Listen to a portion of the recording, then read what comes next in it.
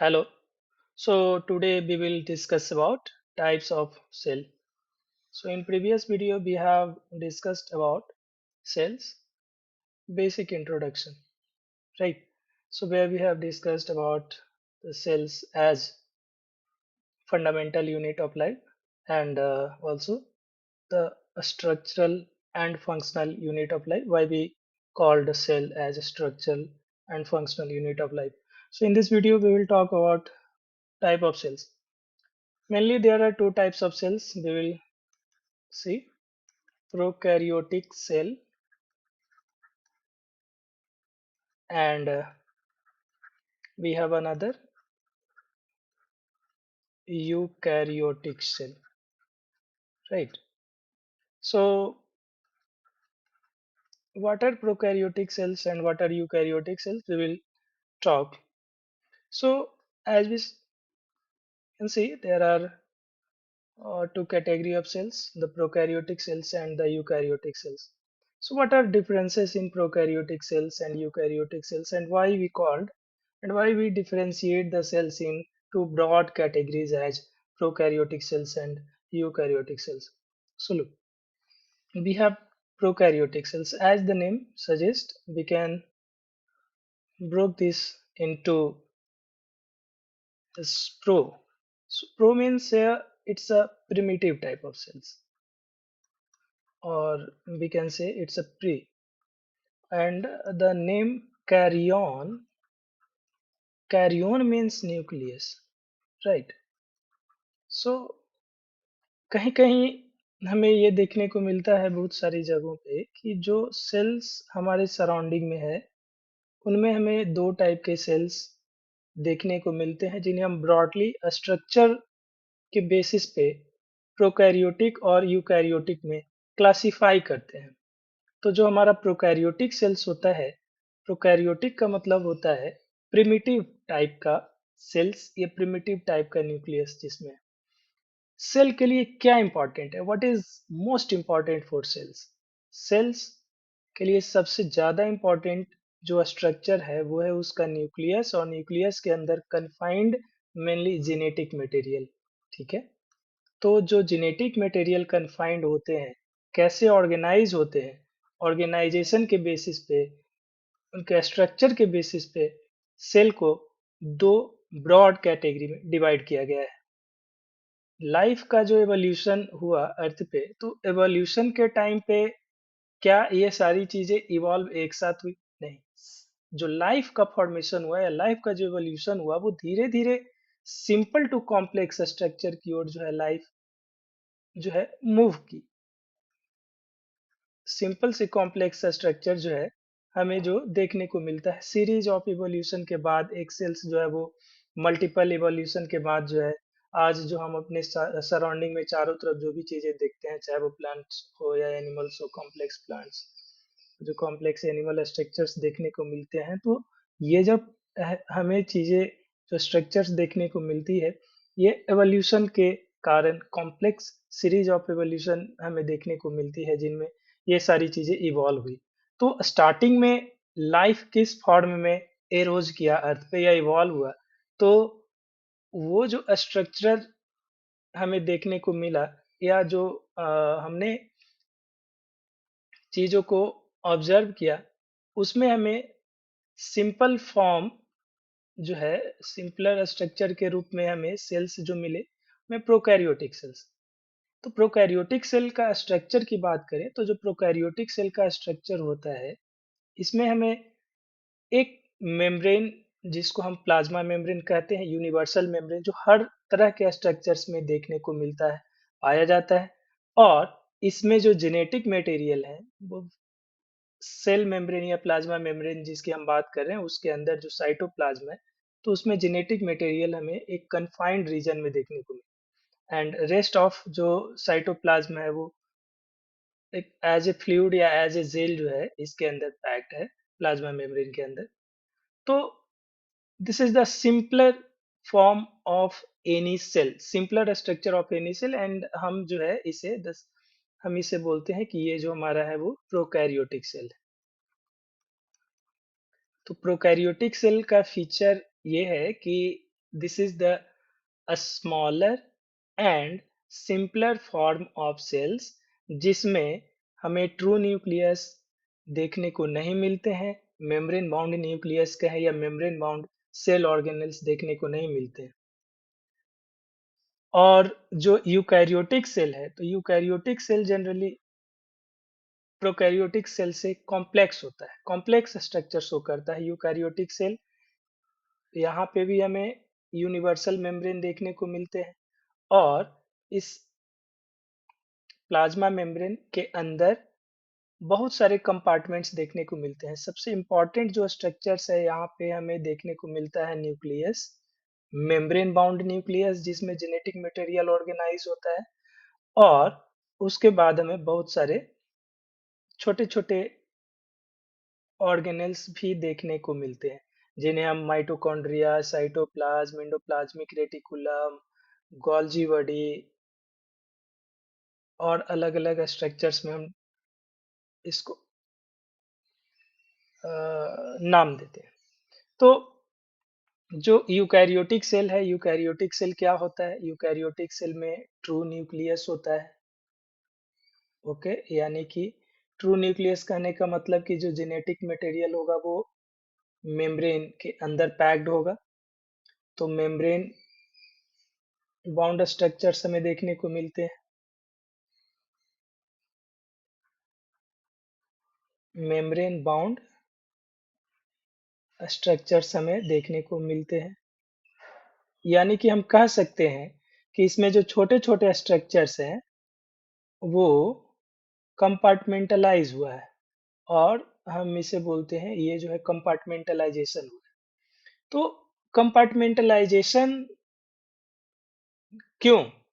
एक simpler prokaryotic cell से eukaryotic cell का फॉर्मेशन हुआ या प्रोकैरियोटिक सेल यूकैरियोटिक सेल में इवॉल्व किया। बहुत सारे कंपार्टमेंट लाइक स्ट्रक्चर छोटे-छोटे टाइनी स्ट्रक्चर्स हमें देखने को मिलते हैं। तो ये कंपार्टमेंटलाइज़ेशन का जो प्रोसेस है वो क्यों हुआ?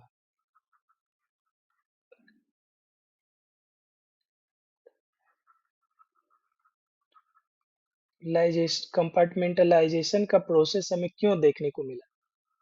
तो सिंपल सा लॉजिक ये है कि सेल जो है जीवित रहने के लिए, सर्वाइवल के लिए बहुत सारे मेटाबॉलिक एक्टिविटीज को परफॉर्म करता है। अब ये मेटाबॉलिक एक्टिविटीज अनेकों तरह के हो सकते हैं, जैसे एनर्जी का प्रोडक्शन करना, एनर्जी प्रोडक्शन में जो मॉलिक्यूल यूज हुआ, मेटाबोलाइज हुआ, एज ए वेस्ट रिलीज करना, प्रोटीन का सिंथेसिस करना, राइट? तो गैसियस एक्सचेंज हो गया। तो जो अलग-अलग तरह के मेटाबॉलिक रिएक्शंस सेल में होते हैं, तो वो जो रिएक्शंस या वो जो मेटाबॉलिज्म प्रोसेस हो रहा है सेल में, तो वो अलग-अलग नेचर का होता है, अलग-अलग एक्टिविटी जो है वो सेल शो करता है, ठीक है? जैसे मान लो कि यदि किसी चीज़ को पैक करके भेजना है, जैसे यदि कोई मेटाबॉलिक रिएक्शंस हुआ, मेटाबॉलिक रिएक्शंस में कुछ फ्यूल इस्तेमाल हो रहा है या केमिकल फ्यूल जिसको हम बोलते हैं ग्लूकोज़ इस्तेमाल हो रहा है, तो ग्लूकोज़ को अवेलेबल कराना सेल में और यूज़ होने के बाद कार्बन डाइऑक्साइड बन रहा है, तो कार्बन डाइऑक्साइड को सेल से रिलीज़ करना। तो packing of glucose, exporting to the site for metabolism और उसके बाद फिर रिमूवल ऑफ द वेस्ट। फिर मेटाबॉलिज्म के लिए एनर्जी प्रोडक्शन के लिए ऑक्सीजन की ज़रूरत पड़ रही है, ऑक्सीजन को तो ये सारी जो एक्टिविटीज़ है, वो अलग-अलग तरह की एक्टिविटीज़ है, पैकिंग, उसके बाद exporting, importing, production of energy, फिर उस एनर्जी एक्सेस एनर्जी को स्टोर करके रखना, स्टोरेज, सेल टेम्परेरीली जो है वो फूड को स्टोर करके रखता है अपने लिए, ताकि स्टार्वेशन कंडीशन में उसको यूज़ कर सके। तो एक्टिविटीज़ अलग-अलग है, लेकिन प्रोकैरियोटिक सेल में प्रॉब्लम ये है कि यहाँ पे एक ही हमारे पास कहें कि ओवरऑल सेल एक कंपार्टमेंट को शो कर रहा है, एक स्ट्रक्चर को शो करता है, होल स्ट्रक्चर को शो कर रहा है। तो इसमें एफिशिएंसी नहीं होगा। जैसे यदि हमें एक कमरा में छोड़ दिया जाए, या स्टूडेंट लाइफ में जनरली ये होता है कि यदि आप रेंट पे रह रहे हो, एज मोस्ट फेमस एग्जांपल है ना, कि यदि आप रेंट पे रह रहे हो, आप एक ही रूम में रहना है, तो एक रूम में आपका स्टडी टेबल भी है, बेड भी है, उसके बाद फिर खाना भी बनाना है। ओके, कोई गेस्ट आ गया तो गेस्ट को भी उस सिंगल रूम में रखना है, तो the things gets more complicated और अनऑर्गेनाइज्ड।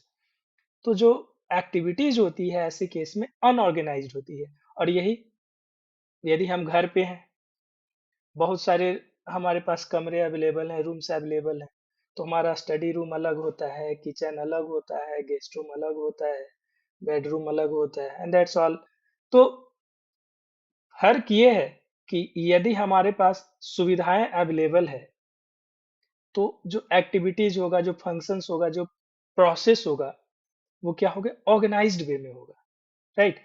तो यूकैरियोटिक सेल में कंपार्टमेंटल, मतलब प्रोकैरियोटिक सेल से यूकैरियोटिक सेल में ट्रांसफॉर्मेशन और कंपार्टमेंटलाइजेशन होने का एडवांटेज ये था कि यहाँ पे हर एक फंक्शंस के लिए अलग से सेल ऑर्गेनल्स का एवोल्यूशन हुआ, और स्ट्रक्चर जो है वो डेवलप हुआ या क्या मॉडिफाइड। जैसे यूकैरियोटिक सेल में हमें क्या क्या चीजें देखने को मिलती है, कंपार्टमेंटलाइजेशन का फायदा क्या है। जैसे माइटोकॉन्ड्रिया, तो माइटोकॉन्ड्रिया हमारा एनर्जी का प्रोडक्शन करता है। राइट। यदि हम एंडोप्लाज्मिक रेटिकुलम की बात करते हैं, तो एंडोप्लाज्मिक रेटिकुलम जो है वो हमारा क्या करता है, एंडोप्लाज्मिक रेटिकुलम प्रोटीन का सिंथेसिस करता है। यदि RER है, रफ एंडोप्लाज्मिक रेटिकुलम है। स्मूथ एंडोप्लाज्मिक रेटिकुलम है तो ड्रग का डिटॉक्सिफिकेशन करता है, उसके बाद फिर लिपिड का सिंथेसिस करता है। गोल्जी बॉडी जो है मटेरियल्स को पैक करके इंपोर्ट और एक्सपोर्ट करता है। तो ये सारी चीजों को हम आगे डिस्कस करेंगे, बट मोरलेस यहाँ पे कंपार्टमेंटलाइजेशन का फायदा हमें ये हुआ कि जितने कंपार्टमेंट हुए, उन कंपार्टमेंट्स में अलग अलग फंक्शंस को, या अलग अलग फंक्शंस के हिसाब से कंपार्टमेंटलाइजेशन प्रोसेस हमें देखने को मिला, जो यूकैरियोटिक्स प्रोकैरियोटिक से यूकैरियोटिक ट्रांसफॉर्मेशन सेल का हुआ। तो कंपार्टमेंटलाइजेशन भी हमें देखने को मिला। राइट। तो आगे हम बात करते हैं प्रोकैरियोटिक सेल के थोड़े से और मोर डिटेल्ड स्ट्रक्चर के बारे में। तो प्रोकैरियोटिक सेल्स जो हमारा होता है, प्रोकैरियोटिक सेल में हमें क्या देखने को मिलता है, प्रोकैरियोटिक सेल में हमें क्या-क्या चीज़ें देखने को मिल सकती है। तो प्रोकैरियोटिक सेल में जैसे हमने अभी बात की कि प्लाज्मा मेम्ब्रेन जो है वो यूनिवर्सल है। यदि सेल है तो वो सेपरेटिंग बाउंड्री का काम करता है। प्लाज्मा मेम्ब्रेन चाहे वो प्रोकैरियोटिक सेल हो, चाहे वो यूकैरियोटिक सेल हो। This is the universal layer जो हर तरह के सेल्स में होगा। ठीक है? प्लाज्मा मेम्ब्रेन के अंदर का जो के कंटेंट होता है, इनसाइड जब हम प्लाज्मा मेम्ब्रेन से चलते हैं, तो ये सारा का सारा जो कंटेंट है, the whole content is cytoplasm. Right. उसके बाद प्रोकैरियोटिक सेल में प्लाज्मा मेम्ब्रेन के बाहर एक एडिशनल लेयर हमें देखने को मिलता है, जिसे हम बोलते हैं सेल वॉल। और सेल वॉल जो है वो सेल को प्रोटेक्शन देने का काम करता है, एडिशनल प्रोटेक्शन देता है। राइट। प्लाज्मा मेम्ब्रेन से ज्यादा स्ट्रेंथ होता है सेल वॉल, मैकेनिकल स्ट्रेंथ भी प्रोवाइड करता है, केमिकल स्ट्रेंथ भी प्रोवाइड करता है। राइट। कहीं कहीं पे एडिशनल लेयर हमें मिल सकते हैं, जिसको हम कैप्सूल बोलते हैं। इसके बारे में हम आगे बात करेंगे, डिटेल स्ट्रक्चर जब हम एनालाइज करेंगे, तो वहां पे प्रोकैरियोटिक सेल की जो फीचर्स है डिटेल्ड बात करेंगे। प्रोकैरियोटिक सेल में और क्या चीजें देखने को मिल सकती है, और हमें राइबोसोम प्रोटीन का सिंथेसिस करता है। फ्लैजिला, फ्लैजिला क्या करता है, फ्लैजिला जो है वो मूवमेंट में मदद करता है। फिम्ब्रियाई हो गया, उसके बाद क्रोमोसोमल डीएनए हो गया। प्रोकैरियोट प्रोकैरियोट्स का अपना जो जेनेटिक मटेरियल होता है क्रोमोसोमल डीएनए, जो सिंगल और सर्कुलर होगा। कहीं कहीं पे प्रोकैरियोटिक सेल में, कुछ प्रोकैरियोटिक सेल में एक्स्ट्रा क्रोमोसोमल डीएनए भी होते हैं, जिनको हम लोग बोलते हैं plasmid. Extra chromosomal, extra chromosomal कहने का क्या मतलब है, एक्स्ट्रा क्रोमोसोमल कहने का मतलब ये है कि ये प्रोकैरियोटिक सेल का अपना डीएनए नहीं है, ये कहीं बाहर से इंट्रोड्यूस हुआ है, इंट्रोडक्शन हुआ है। राइट। तो इसको हम लोग बोलते हैं प्लाज्मिड डीएनए। प्रोकैरियोटिक्स सेल्स जो हो सकते हैं वो अलग अलग फॉर्म में हो सकते हैं। यदि वो स्फेरिकल है, कोकस होगा, बैसिलस क्या होता है, बैसिलस हमें सिलिंड्रिकल फॉर्म में देखने को मिलता है, विब्रियो यानी कोमा शेप्ड होगा। तो ये हमारा कोकस जो होता है वो स्फेरिकल शेप होगा, राइट। बैसिलस जो होता है वो हमारा सिलिंड्रिकल फॉर्म में होता है। विब्रियो जो होता है वो कोमा शेप शो करता है। कोकोबैसिलस मिक्स्ड स्फेरिकल सिलिंड्रिकल हो जाएगा। स्पाइरलम स्पाइरल शेप्ड का होता है, स्पाइरोकिट्स। तो ये जो स्ट्रक्चर्स हमें दिए गए हैं, चाहे वो कोकस हो, चाहे वो बैसिलस हो, विब्रियो हो या फिर स्पाइरलम हो, बेसिक स्ट्रक्चर्स है। ऐसा नहीं है कि प्रोकैरियोट्स जो होंगे वो केवल इन्हीं फॉर्म को शो करेंगे, इनसे अलग स्ट्रक्चर्स भी हो सकते हैं, पॉसिबल है। बट हमें जो ज्यादा जरूरी है, जो चीजें ज्यादा जरूरी है, we are talking with that. Okay. So इसके बाद फिर हमें मिलता है यूकैरियोटिक सेल। तो यूकैरियोटिक सेल में, यूकैरियोटिक सेल क्या होता है कि ये एडवांस्ड सेल है, right. Eukaryotic cell are advanced cells, and where animal में, प्लांट में जो सेल्स होते हैं वो यूकैरियोटिक सेल्स होते हैं। वेल कंपार्टमेंटलाइज्ड सेल्स होता है, अलग अलग स्ट्रक्चर्स हमें देखने को मिल सकते हैं। न्यूक्लियस वेल डिफाइंड स्ट्रक्चर्स होता है। मेम्ब्रेन बाउंड न्यूक्लियस हमें देखने को मिलता है जिसमें जेनेटिक मटेरियल पैक्ड होता है। अदर ऑर्गेनल्स भी होते हैं। उसके बाद फिर प्लांट सेल और एनिमल सेल्स, यहाँ पे एक डायग्राम आपको शो किया गया है। उसके बाद फिर एक एनिमल और प्लांट सेल का कुछ डिटेल्स है। So there some detailed structure of animal cells, and we have this animal cell में क्या क्या चीजें हैं, इनके बारे में हमें थोड़ी सी जानकारी लेनी है। So detailed structure of animal से है, राइट। तो सबसे जो इंपॉर्टेंट स्ट्रक्चर्स है, we have nucleus, nuclear envelope. Nuclear envelope क्या करता है, न्यूक्लियर इनवेलप जो है वो डबल मेम्ब्रेन स्ट्रक्चर है जो जेनेटिक मटेरियल को पैक करता है, राइट। जो जेनेटिक मटेरियल को पैक करता है, न्यूक्लियर इनवेलप सेपरेट करता है साइटोप्लाज्मिक मटेरियल को। जो साइटोप्लाज्मिक मटेरियल है ये सब, उनको न्यूक्लियर मटेरियल से सेपरेट करने का काम करता है, राइट। उसके बाद एंडोप्लाज्मिक रेटिकुलम। एंडोप्लाज्मिक रेटिकुलम जो है वो बहुत सारे सेल्यूलर एक्टिविटीज को परफॉर्म करने में मदद करता है, जिसमें smooth endoplasmic reticulum, rough endoplasmic reticulum, ACR, RER जो हम बात करते हैं। तो स्मूथ एंडोप्लाज्मिक रेटिकुलम है वो फैट का सिंथेसिस करता है, लिपिड का सिंथेसिस करता है, ड्रग वगैरह जो होता है, एक्स्ट्रा जो टॉक्सिक सब्सटेंस होते हैं उनको डिटॉक्सिफाई करता है। रफ एंडोप्लाज्मिक रेटिकुलम क्या करता है, रफ एंडोप्लाज्मिक रेटिकुलम प्रोटीन का सिंथेसिस करता है। माइटोकॉन्ड्रिया, माइटोकॉन्ड्रिया क्या करता है, एनर्जी का प्रोडक्शन करता है। जब हम डिटेल्ड स्ट्रक्चर की बात करेंगे वन बाय वन, हम लोग इन सारे स्ट्रक्चर्स के बारे में डिटेल्ड बात करेंगे, how the particular functions are organized and performed by a particular structure. So don't worry, we will discuss one by one with all structures. Cytoplasm, inside plasma membrane जो structures होते हैं, जो content होते हैं, उन्हें हम साइटोप्लाज्म बोलते हैं, except nucleus, right. Except nucleus, क्योंकि इनसाइड जो प्लाज्मा मेम्ब्रेन होता है, जैसे हम बात करते हैं एनिमल सेल की, तो एनिमल सेल जो होता है, एनिमल सेल में, एनिमल सेल से यदि हम प्लाज्मा मेम्ब्रेन हटा दें, रिमूव कर दें, तो प्लाज्मा मेम्ब्रेन को रिमूव कर देंगे तो हमारे पास जो कंटेंट बचेगा वो बचेगा प्रोटोप्लाज्म, राइट। और प्रोटोप्लाज्म, और यदि हम इस प्रोटोप्लाज्म से हम क्या करें कि इस न्यूक्लियस को हटा दें, तो बचेगा साइटोप्लाज्म। यानी कि जो प्रोटोप्लाज्म होता है वो हमारा क्या होता है, प्रोटोप्लाज्म जो होता है हमारा न्यूक्लियस प्लस साइटोप्लाज्म, ओके। तो ये न्यूक्लियस पार्ट को यदि हम हटा दें तो बचेगा साइटोप्लाज्म, और साइटोप्लाज्म विद न्यूक्लियस, ये जो स्ट्रक्चर होगा वो होगा प्रोटोप्लाज्म। उसके बाद साइटोस्केलेटन। साइटोस्केलेटन जो होता है वो सेल्यूलर प्रोडक्ट्स को होल्ड करता है, पकड़ के रखता है टाइटली, है ना। वेसिकल्स, स्मॉल वेसिकल्स होते हैं। गोल्जी एपरेटस पैकिंग करने का काम करता है। राइबोसोम प्रोटीन का सिंथेसिस। लाइसोसोम, लाइसोसोम क्या करता है, लाइसोसोम जो है वो सुसाइडल वाइब कहलाता है, दैट्स अ सेल को बस्ट कर देता है कंडीशंस में, या बहुत सारे केमिकल्स को सिक्रीट करता है, हाइड्रोलिटिक सब्सटेंस को सिक्रीट करता है जो हाइड्रोलाइसिस करने का काम करता है सेल्यूलर प्रोडक्ट्स का। Detailed structure of animal, animal के बाद हमें जो है प्लांट सेल्स की बात करते हैं तो सारी चीजें सेम रहेगी। एडिशनली हमें एक अलग से एक्स्ट्रा जो चीजें यहाँ पे देखने को मिलती है वो हमें देखने को मिलती है सेल वॉल। ओके, प्लांट में सेल वॉल नहीं होता है, एनिमल में हमें सेल वॉल देखने को मिलता है। प्लांट में cell wall, sorry sorry I repeat my word, animal में सेल वॉल नहीं होता है, प्लांट में हमें सेल वॉल देखने को मिलता है।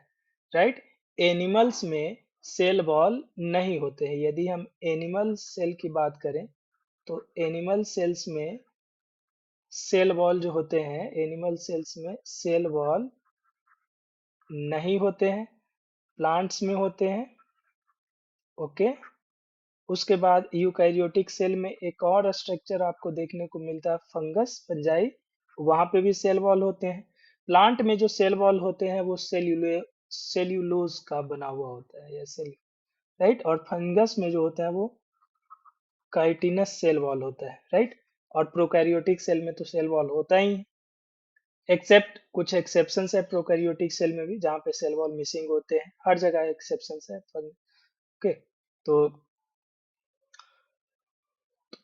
यहाँ पे प्लांट्स में एक्स्ट्रा स्ट्रक्चर के रूप में हमें क्या देखने को मिलता है, एक्स्ट्रा प्रोटेक्शन, जो सेल वॉल जो प्लांट को हार्ड बनाता है एक्सटर्नली। जब हम बड़े बड़े ट्रीज को देखते हैं तो वो बाहर से बहुत एक्सटर्नली हार्ड होता है, तो दिस ये जो हार्डनेस होती है वो सेल्यूलर हार्डनेस जो होती है वो सेल वॉल के कारण होती है। और उसके बाद एक एक्स्ट्रा स्ट्रक्चर होता है chloroplast. Chloroplast is the most important structure for plant जो एनिमल्स में नहीं होते। क्लोरोप्लास्ट के होने का फायदा क्या है? क्लोरोप्लास्ट के होने का फायदा ये है कि ये डायरेक्ट सोलर एनर्जी को हार्वेस्ट कर सकता है, सोलर एनर्जी को हार्नेस कर सकता है, सोलर एनर्जी को ट्रांसफॉर्म करता है केमिकल एनर्जी में, राइट। तो प्लांट जो है इस सोलर एनर्जी को यूटिलाइज करता है और यूटिलाइज करने के बाद केमिकल एनर्जी में इसको ट्रांसफॉर्म करता है, और उस केमिकल एनर्जी को हम लोग बोलते हैं कि वो एटीपी का प्रोडक्शन होता है, या फिर एटीपी के रूप में स्टोर होकर रहता है, या इसी सोलर एनर्जी की मदद से प्लांट जो है वो अपना फूड बनाता है, ग्लूकोज, जिस ग्लूकोज को एनिमल जो है वो कंज्यूम करते हैं, और फिर उस ग्लूकोज से एनिमल्स जो है वो अपना एनर्जी को डिराइव करते हैं, अदर प्रोडक्ट्स को डिराइव करते हैं। So this is very important structure for plant and it is missing in animals, right. तो एनिमल्स में क्लोरोप्लास्ट नहीं होते हैं। Whenever you will ask to differentiate plant cell and animal cell, these two are very important. Cell wall, missing of cell wall in animal cell and missing of chloroplast in animal cell, that's why we cannot alive without the plant and its product, है ना। क्योंकि यदि हमारे अंदर भी like chloroplast यदि होता है, so we can also synthesize, or cells can also, our animal cells can also synthesize its own food. We have not to depend on any other uh, plants or any other foods। okay, तो चीजें ये हैं। और this is what here, this is written cell wall, the presence of cell wall in plant cells क्या करता है, rigid protective layer है जो सेल्यूलोज का बना है और सेल के शेप को मेंटेन करता है, एक्स्ट्रा जो है वो स्ट्रेंथ प्रोवाइड करता है सेल को, केमिकल मैकेनिकल बोले केमिकल बोले प्रोटेक्शन करता है। सो कुछ पॉइंट्स है about prokaryotic cell, we will summarize है। लाइक प्रोकैरियोटिक्स जो होते हैं सिंगल सेल्ड ऑर्गेनिज्म होंगे, साइज स्मॉलर होता है यूकैरियोटिक सेल के रिस्पेक्ट में, सिंपलर स्ट्रक्चर को शो करता है, कोई कंपार्टमेंटलाइजेशन आपको देखने को नहीं मिलता है, ट्रू न्यूक्लियस लैक, यानी कि न्यूक्लियोइड रीजन में प्रोकैरियोटिक सेल का जेनेटिक मटेरियल कन्फाइंड होता है। उसके बाद मेम्ब्रेन बाउंड स्ट्रक्चर भी यहाँ पे क्या होते हैं, प्रोकैरियोटिक सेल में लैक होते हैं। उसके बाद आगे देखें तो प्रोकैरियोटिक सेल जो है वो रिजिड और कॉम्प्लेक्स सेल वॉल से घिरा हुआ होता है, additional to plasma membrane. Plasma membrane के बाहर से सेल वॉल होता है जो एक्स्ट्रा सिक्योरिटी, एक्स्ट्रा प्रोटेक्शन जो है वो प्रोवाइड करता है प्रोकैरियोटिक सेल को। प्रोकैरियोटिक सेल में हमें कैप्सूल और स्लाइम लेयर्स भी देखने को मिल सकते हैं जो स्टिकी होते हैं, अध्ययन करने में मदद करते हैं cell. Pili conjugation tube flagella movement में मदद करता है। Just to remember, we will discuss in details all of these points and all of these structures of prokaryotic cells when we will begin with diversity, where we will begin with Monera. So we have to uh, discuss in detail all of these points, but just for differentiation, for difference in prokaryotic and eukaryotic cell, just get a view over these all points. So next जो prokaryotic cell का genetic material होता है single circular chromosome होगा, organised होंगे nucleoid reason में। और कभी कभी हमें कहीं कहीं ये भी देखने को मिल सकता है प्रोकैरियोटिक सेल में extra chromosomal DNA. So this all facts are for prokaryotic cell, और फैक्ट्स यहीं पे खत्म नहीं होते हैं। You can have additional facts also additional to these all facts, but just take a look on। Next prokaryotic cell के feature की बात करते हैं। तो प्रोकैरियोटिक सेल की फीचर्स मल्टी सेल्यूलर ऑर्गेनिज्म जो होंगे वहां पे हमें prokaryotic cells, sorry, eukaryotic cells जो है वो मल्टी सेल्यूलर ऑर्गेनिज्म, जैसे हमें फंजाई या फिर एनिमल प्लांट जो ऑर्गेनिज्म है, यहाँ पे जो स्ट्रक्चर हमें देखने को मिलता है, कॉम्प्लेक्सिटी जो होता है वो यूकैरियोटिक सेल्स प्रेजेंट होते हैं, कॉम्प्लेक्स स्ट्रक्चर होते हैं। और ये तो multicellular organism.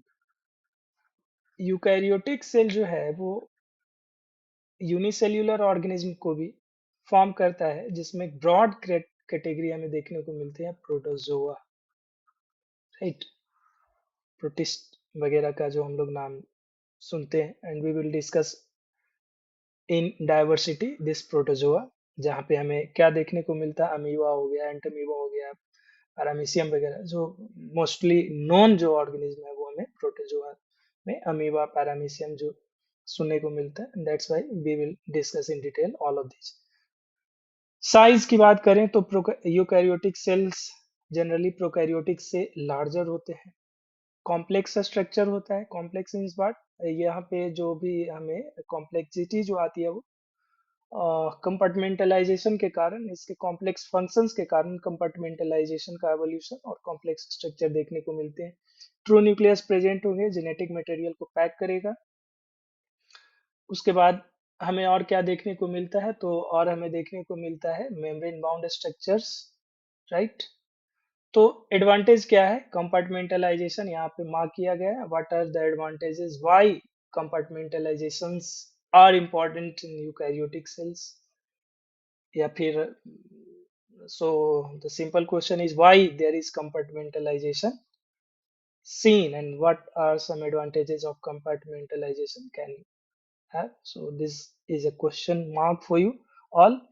Complex cell wall might be there as previously discussed। Animal में सेल वॉल नहीं होते हैं, प्लांट में और फंगस में सेल वॉल होते हैं। तो कॉम्प्लेक्स सेल वॉल हो भी सकते हैं, एनिमल में नहीं होते हैं। सिलिया और फ्लैजिला यदि होता है मूवमेंट में मदद करेगा। राइबोसोम प्रोटीन का सिंथेसिस करेगा, जेनेटिक मटेरियल लीनियर होंगे, सिंगल नहीं होंगे। यहाँ पे जेनेटिक मटेरियल जैसे हम बात करते हैं ह्यूमन बींग्स की, तो ह्यूमन बींग्स में हमें 46 क्रोमोसोम देखने को मिलते हैं, और वो भी दो सेट में, 23 प्लस 23 के सेट में होते हैं। तो यहाँ पे जो जेनेटिक मटेरियल ऑर्गेनाइज्ड होता है वो क्रोमोसोम होंगे, वो जिनका डिटेल हम आगे वन बाय वन सारी चीजों का डिटेल करेंगे। Detailed structure of prokaryotic cell भी हमें पढ़नी है, और यूकैरियोटिक सेल का डिटेल तो यहाँ पे हम लोग करेंगे ही। सो ये सारी चीजें हैं। मेम्ब्रेन बाउंड सेल ऑर्गेनेल्स होंगे। मेम्ब्रेन बाउंड सेल ऑर्गेनेल्स जो होंगे वो डिपेंड करता है कि उनका फंक्शंस क्या है, कैसा फंक्शंस परफॉर्म करें, उसके आधार पे हम इनका नेमिंग करते हैं।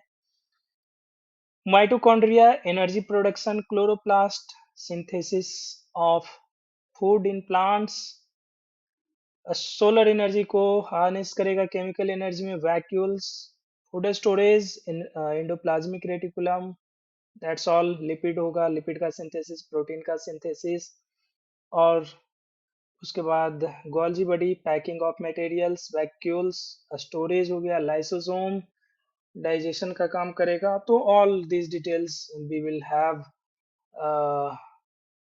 विद these स्ट्रक्चर्स, हम वन बाय वन इनको डिस्कस करेंगे। Okay, so thank you. We will deal with another detail and we will continue from the detailed structure of eukaryotics. Thank you.